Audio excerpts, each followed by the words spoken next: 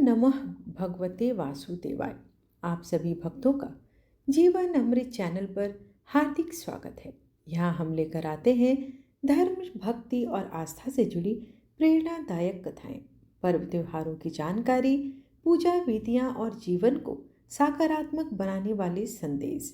हमारे साथ जुड़िए भक्ति के इस अमृत प्रवाह में, जहाँ हर कथा में छिपा है आध्यात्मिक ज्ञान और ईश्वर भक्ति का प्रकाश। तो आइए आरंभ करते हैं आज का हमारा पावन कार्यक्रम, जीवन अमृत के साथ भक्ति के रंग में रंगे हर पल। आज कार्तिक मास का 23वां दिन है और आज के दिन आप रसपान करेंगे कार्तिक मास महात्म कथा का अध्याय 23। पावन कार्तिक मास के 23वें अध्याय में भगवान श्री हरि विष्णु के दिव्य चरित्रों और भक्ति की महिमा का सुंदर वर्णन मिलता है। इस अध्याय में कार्तिक स्नान, दीपदान और हरि भजन के अद्भुत फल बताए गए हैं। यह कथा हमें यह सिखाती है कि जो भक्त कार्तिक मास में तन, मन और वचन से भगवान की सेवा करता है, वह जन्म मरण के बीच के चक्र से मुक्त होकर अंत में वैकुंठ धाम को प्राप्त होता है। इस अध्याय में भगवान श्री हरि स्वयं बताते हैं कि कार्तिक मास में किया गया एक छोटा सा पुण्य भी अनंत गुना फल बढ़कर देता है। तुलसी पूजन, दीपदान और हरि नाम स्मरण से समस्त पाप नष्ट हो जाते हैं। अतः आइए श्रवण करें कार्तिक मास महात्म के 23वें अध्याय की पवित्र कथा, जो जीवन को भक्ति और मोक्ष के मार्ग पर ले जाती है। धर्मदत्त बोला, जय और विजय को मैंने विष्णु का द्वारपाल सुना था। उन्होंने भला कौन सा व्रत या नियम किया जिससे वे विष्णु रूप धारण करने वाले हुए। गण बोले, हे ब्राह्मण, तृणबिंदु की कन्या देवहूति में कंदर्प ऋषि की दृष्टि से 2 पुत्र उत्पन्न हुए। जेठ का नाम जय और छोटे का नाम विजय था। तदंतर उसी देवहूति में योग कर्म को जानने वाले कपिल मुनि उत्पन्न हुए। जय और विजय विष्णु की भक्ति में सदा रत रहे। उन्हीं में इंद्रियों की वृत्तियों को लगाकर दोनों असाधारण धर्मात्मा हुए। दोनों सदा अष्टाक्षरी विद्या का जप करते हुए विष्णु के व्रत में संलग्न रहते थे। भगवान विष्णु सदा पूजन के अवसर पर उनको साक्षात दर्शन दिया करते थे। एक बार वे दोनों मरुत नाम राजा के यज्ञ में बुलाए गए। तब यज्ञ कर्म में कराने में चतुर देवता और ऋषियों के माननीय वे दोनों वहां गए।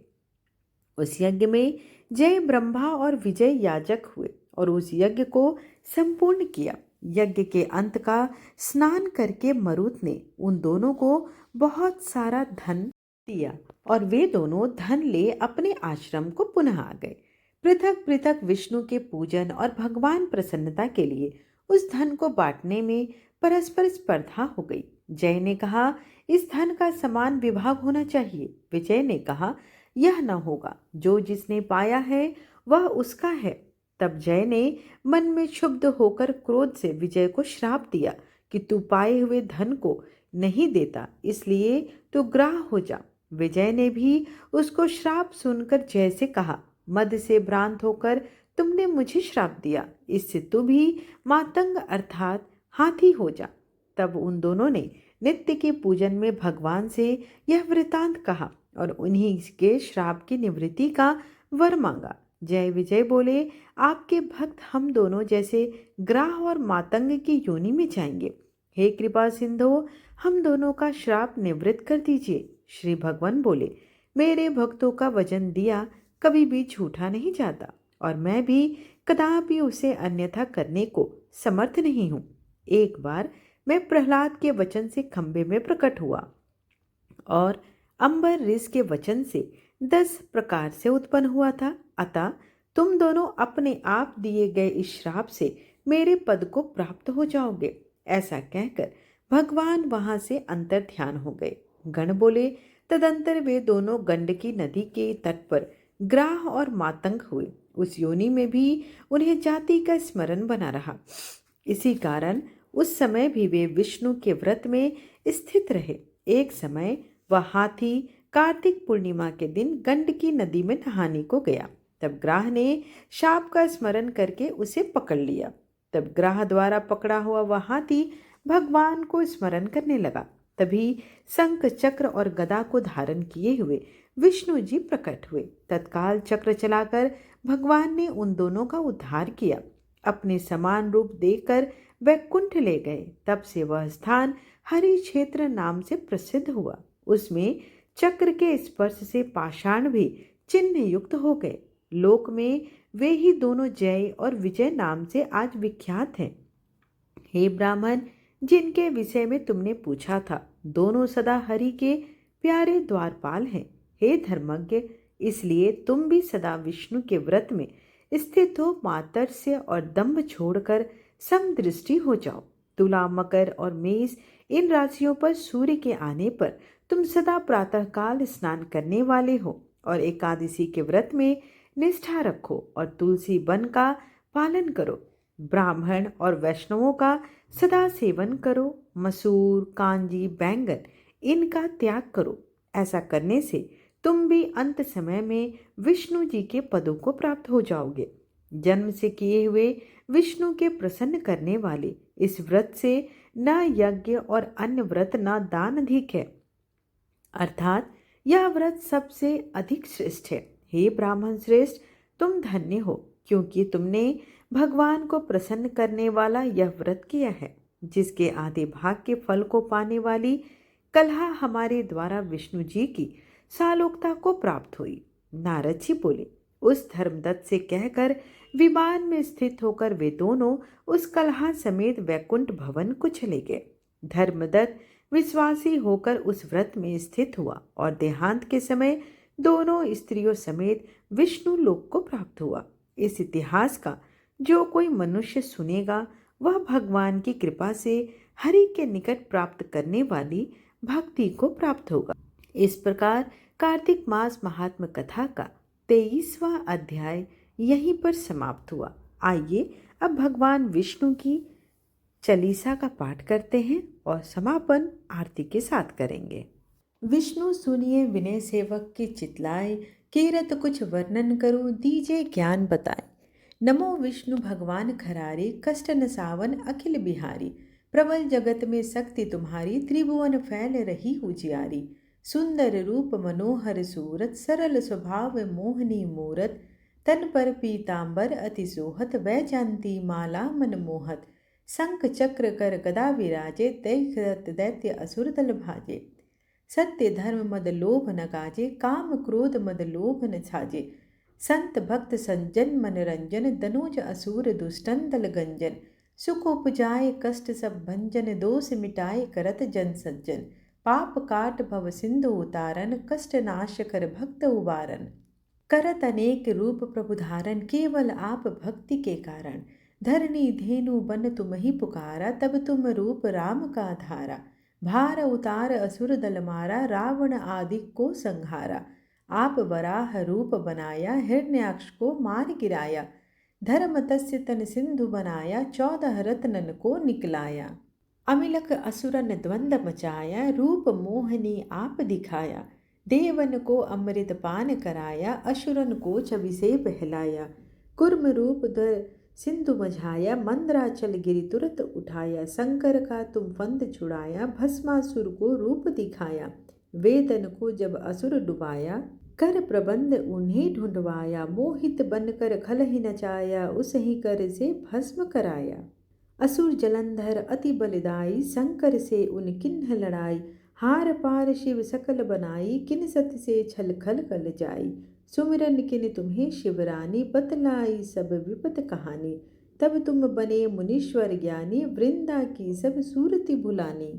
देखत तीन दनुज सैतानी, वृंदा आए तुम्हें लपटानी। हो स्पर्श धर्म क्षति मानी, हना असुर उर शिव सैतानी। तुमने ध्रुव प्रहलाद उबारे, हिरण्याकुश आदि खल मारे। गणिका और अजामिल तारे, बहुत भक्त भव सिंधु उतारे। हरहु सकल संताप हमारे, कृपा करहु हरि सिरजनहारे। देखहु मैं निज दरस तुम्हारे, दिन बंधु भक्तन हितकारे। चाहता आपका सेवक दर्शन, करहु दया अपनी मधुसूदन। जानू नहीं योग्य सब पूजन, होय यज्ञ स्तुति अनुमोदन। शील दया संतोष सुलक्षण, विदित नहीं व्रत बोध विलक्षण। करहूँ आपका किस विधि पूजन, कुमति विलोक होत दुख भीषण। करहूँ प्रणाम कौन विधि सुमिरन, कौन भांति में करहूँ समर्पण। सुर मुनि करत सदा सेवकाई, हर्षित रहत परम गति पाई। दिन दुखीन पर सदा सहाय, निज जन जान लेव अपनाई। पाप दोष संताप नसाओ, भव बंधन से मुक्त कराओ। सूत संपत्ति दे सुख उपजाओ, निज चरणन का दास बनाओ। निगम सदा ये विनय सुनाए, पढ़े सुने जो जन सुख पावे। आइए अब भगवान की आरती करते हैं। ओम जय जगदीश हरे स्वामी, जय जगदीश हरे। भक्त जनों के संकट क्षण में दूर करे। ओम जय जगदीश हरे। जो ध्यावे फल पावे, दुख बिन से मन का सुख संपत्ति घर आवे। कष्ट मिटे तन का, ओम जय जगदीश हरे। मात पिता तुम मेरे, शरण गहूँ मैं किसकी। तुम बिन और न दूजा, आस करूँ मैं जिसकी। ओम जय जगदीश हरे। तुम पूर्ण परमात्मा, तुम अंतर्यामी। पार ब्रह्म परमेश्वर, तुम सबके स्वामी। ओम जय जगदीश हरे। तुम करुणा के सागर, तुम पालन करता। मैं मुँह रख खल कामी, कृपा करो भरता। ओम जय जगदीश हरे। तुम हो एक अगोचर, सबके प्राणपति।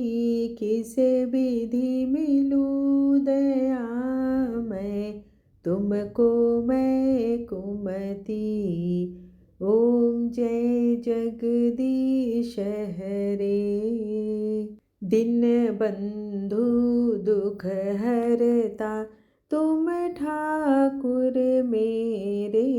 अपने हाथ उठाओ, द्वार पड़ा मैं तेरे।